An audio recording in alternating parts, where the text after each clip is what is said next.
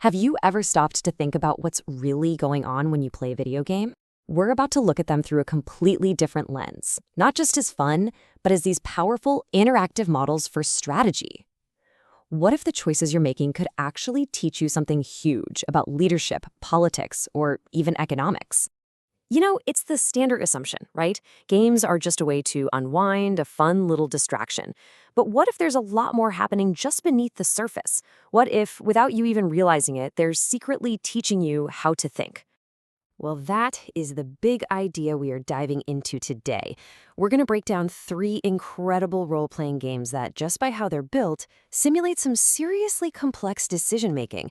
We're talking everything from the gut-wrenching choice of a single person all the way up to the grand strategy of an entire nation. Okay, let's start at the most personal, most gut-wrenching level there is, the individual. And for that, we have to talk about a stone-cold classic, the tactical RPG, Tactics Ogre. The entire theme of this game, its whole reason for being, is the weight of your choices. And believe me, nothing makes that weight feel heavier than the mechanic of permadeath. If a character you've spent hours and hours training falls in battle, they are gone. I don't mean for the mission, I mean forever. The stakes just could not be higher. So this brings up a really fascinating idea from academia called procedural ethics. And what it means is it's not about choosing a good or evil option in a dialogue box. No, in this game, your actions right there on the battlefield, who you decide to sacrifice, who you risk everything to save, that becomes your ethics. Your strategy is your morality, and it's written in the consequences. So why does losing a character feel so absolutely devastating? Well, it's not just about the game being hard, it's pure psychology. The game's designers are tapping directly into something called loss aversion. This is the principle that we are literally hardwired to feel the sting of losing something way more intensely than the joy of gaming it. And that is what makes every single choice in Tactics Ogre feel so heavy. As one analysis puts it, your own decisions can lead to people you can't save. It is a heavy decision. The game is designed to force you into these impossible situations, and in doing so, it creates this incredibly powerful simulation of what it feels like to have individual moral responsibility. Okay, so that's the individual. Now, let's zoom out a bit. What happens when decisions aren't made by just one person, but by a whole group? Well, for that, we're going to turn to our second game, Triangle Strategy. Now, here's the thing that sets this game apart. You, the player, you're a leader, sure, but you're not a dictator. All the major decisions in the story are made through this voting system called the Scales of Conviction. So your job isn't to just issue commands, it's to persuade your key allies to vote for the path that you believe is right.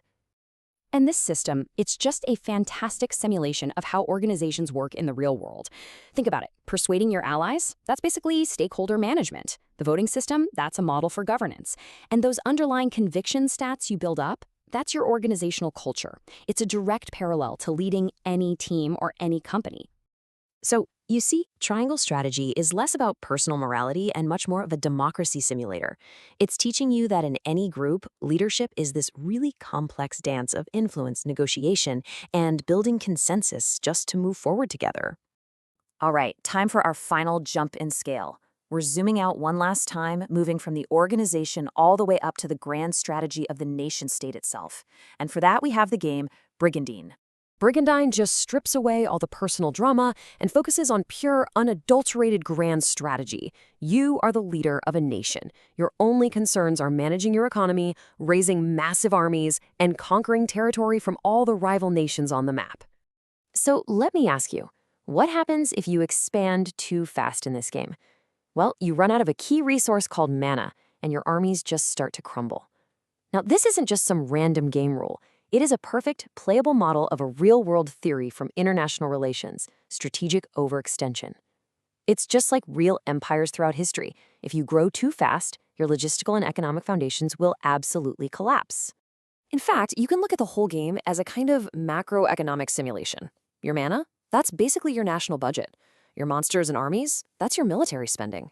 And sending your knights out on quests, that's your investment in R&D and acquiring new assets.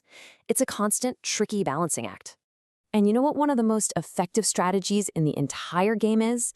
It isn't to attack at all. It's to just wait, build up your own strength, and let your rivals beat each other up and weaken themselves. That is the textbook definition of balance of power politics, a core concept in how nations interact, playing out right there in your screen. So we've just looked at 3 very different games, right? Each one with its own unique approach to strategy. But when you line them up side by side, a really fascinating pattern starts to emerge. And this right here, this is the core takeaway. Each of these games isn't just a game. It's a model for a specific scale of decision-making. Tactics Ogre is all about the ethical choices of the individual. Triangle strategy simulates the political consensus you need in an organization. And Brigandine simulates the grand-scale resource management of an entire state. You can see this really clear escalating progression.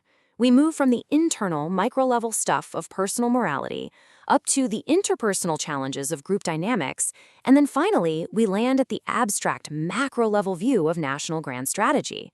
Each game literally builds on the complexity of the last one.